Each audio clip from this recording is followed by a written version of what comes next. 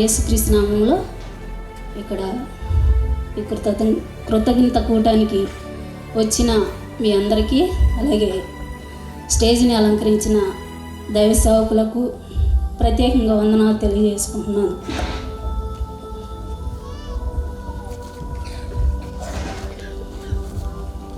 నాకు ముందే మా తమ్ముడు జానాక్స్ చెప్పారు కొద్దిగా సాక్ష్యం.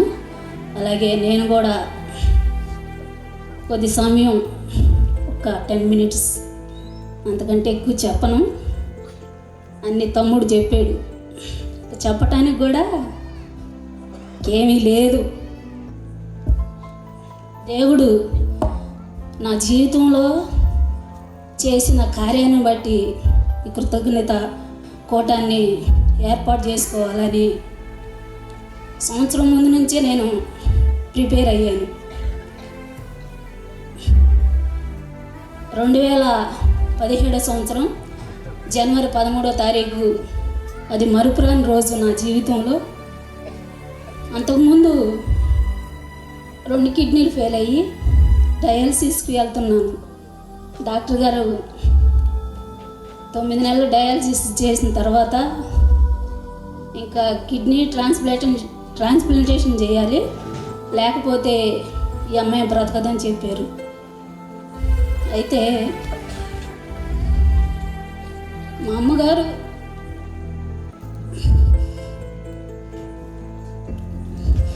నా కోసం త్యాగం చేసింది. ఆ త్యాగం చేయబట్టే దేవుడు నా యెడల కనికరం చూపి ఈరోజు ఈ విధంగా సజీవురాలుగా మీ ముందు నుంచొని పెట్టాడు.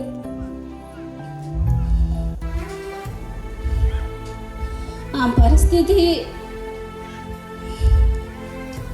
చిన్న ఇంజెక్షన్ అంటేనే భయం. అలాంటిది కిడ్నీ ఇచ్చి నా ప్రాణాన్ని నిలబెట్టింది నా బిడ్డల కోసం. నేనైతే బ్రతకను అనుకుంటున్నా.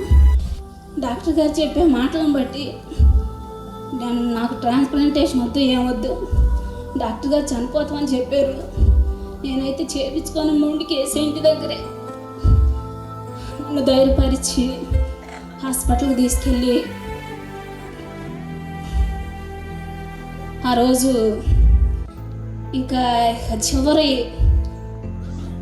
ఆ రోజు ఇంకా డయాలసిస్ చేయడానికి అవకాశం లేదు. ఒక్క తొడ దగ్గరే ఆ డయాలసిస్ చేయడానికి ఆ సూది ఉంది, అది కూడా ఇన్ఫెక్షన్ అయింది. ఇంకా చలి జ్వరం ఏం జరుగుతుందో నాకైతే అర్థం కావట్లేదు. డాక్టర్ గారు జనవరి 13వ తారీఖు ఆ రోజు వాళ్ళ పండుగ సంక్రాంతి అయినా కానీ బ్యూలరానికి వెంటనే ట్రాన్స్ప్లాంటేషన్ చేయాలని చెప్పారు. వెంటనే ఆ రోజు హాస్పిటల్ అడ్మిట్ అయ్యాము. ఇక మధ్యాహ్నానికల్లా వచ్చి ప్రిపేర్ చేయండి, ఇంకా డాక్టర్లందరినీ సిద్ధం చేశాను, మీరు కూడా రెడీగా ఉండండి అని చెప్పి వెళ్ళిపోయారు. ఇక 4 గంటలప్పుడు నన్ను ప్రిపేర్ చేసి సర్జరీ వార్డులోకి తీసుకెళ్ళారు. తీసుకెళ్ళటమే నాకు తెలుసు, ఇంకా మిగతాది నాకేం తెలీదు. ఇక అక్కడికి తీసుకెళ్ళి ఆ బెడ్ మీద పడుకోబెట్టారు. ఇక ఏం చేశారో ఒక ఇంజెక్షన్ ఇచ్చారు, అది ఒక్కటే గుర్తుంది నాకు. ఇంకా తర్వాత నాకేం జరిగిందో నాకైతే తెలీదు. ఇక సర్జరీ చేసి నైటు ఐసీయూ వార్డులో ఉంచారు. ఉదయం 8 గంటలకి 9 గంటలకి వెలుగు వచ్చింది. అప్పుడు దాకా నేను స్పృహలో లేను. వెంటిలేషన్ పెట్టారు. ఇంకా నర్సు ఉంది నా దగ్గర ఆ రూమ్లో.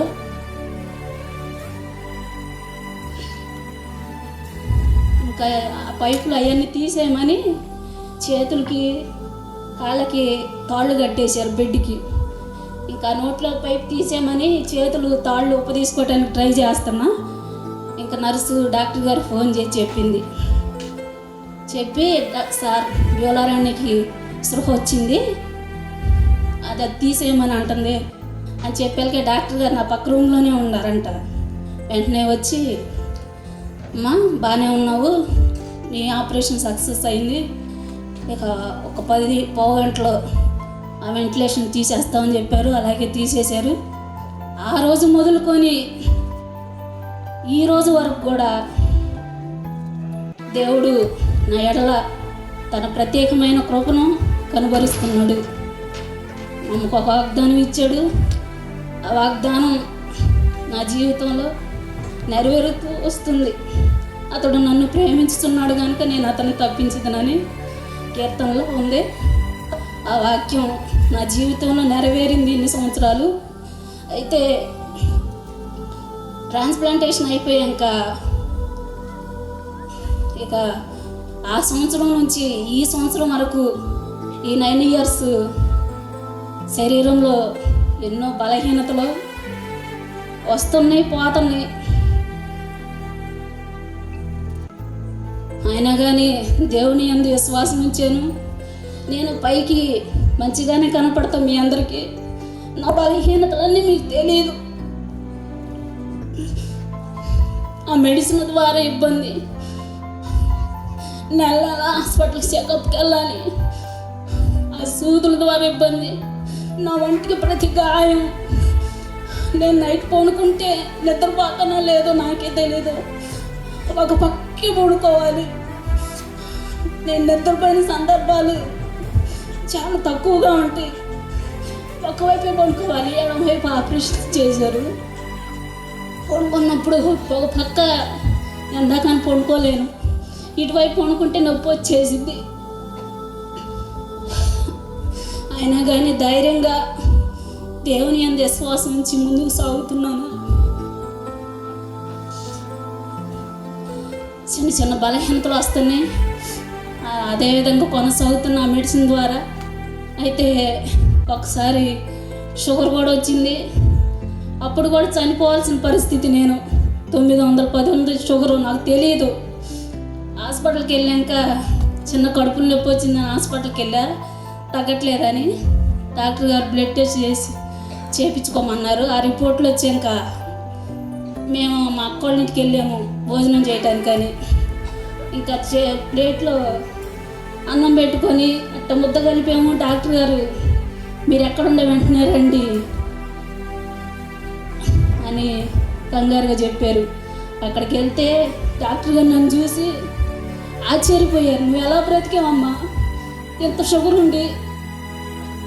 అసలు దేవుడు నీ జీవితంలో గొప్ప కార్యం చేశాడని ఆయనే అన్నాడు. దేవుని నామానికి మహిమ కలుగును గాక. బ్యూలారాణి పట్ల దేవుడు తన కార్యాన్ని చూపుతున్నాడని. ఇంకా ఆ పరిస్థితుల్లో హాస్పిటల్లో అడ్మిట్ అయ్యాను.